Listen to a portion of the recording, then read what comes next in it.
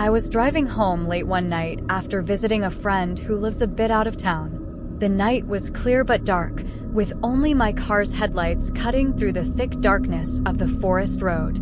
I'd been driving this route for years, so it didn't bother me much. It was always quiet and peaceful, especially when there were no other cars around. About halfway through the forest, I noticed something odd. There was a car parked on the side of the road, just barely off the shoulder. It was an old, beat-up sedan, and it struck me as strange that someone would be out here so late, and why they would just stop in the middle of nowhere.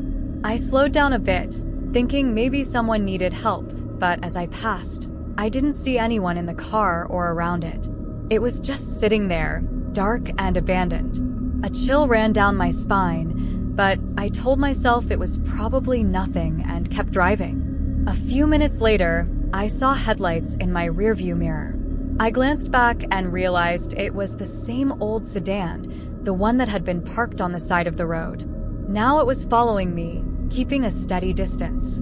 I tried to brush off my unease, thinking maybe the driver was just getting back on the road after a break, but something about it didn't sit right with me.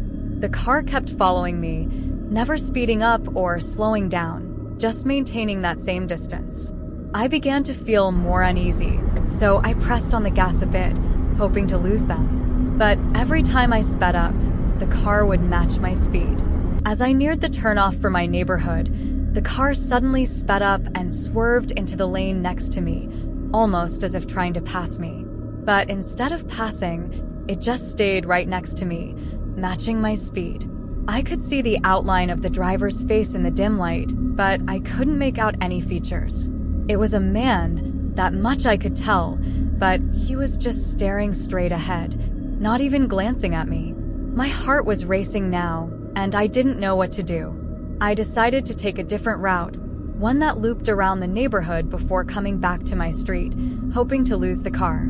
I turned down a side road, and the sedan followed. I turned again, and it followed. It felt like a nightmare, being chased down these dark, empty roads with no idea who was behind me or what they wanted.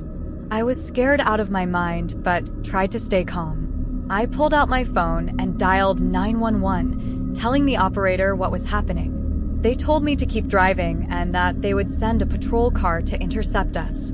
As I kept driving, I noticed the sedan wasn't right behind me anymore. I glanced in my mirrors and saw it had fallen back, almost out of sight. I thought maybe they had given up or gotten spooked by my phone call. I was starting to feel a bit of relief when I noticed a side road coming up on my right. Something told me to take it, so I did, hoping it would lead me to a more populated area. The road was narrow and winding, surrounded by tall trees that blocked out the moonlight. I drove slowly, trying to stay calm and focused.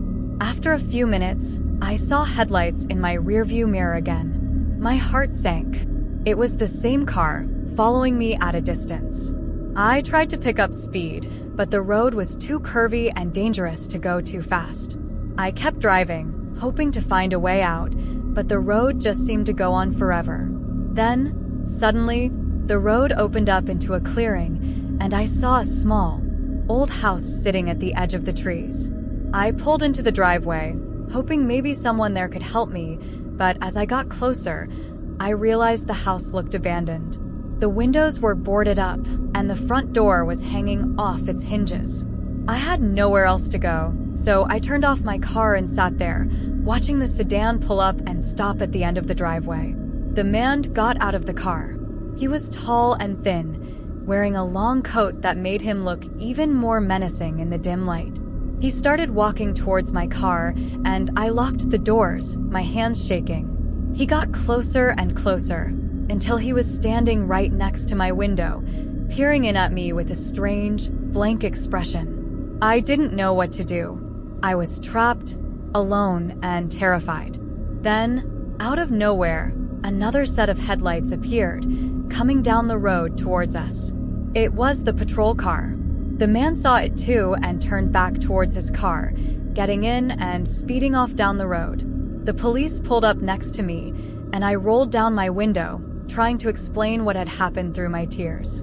They took my statement and promise to patrol the area, but I never saw that car again.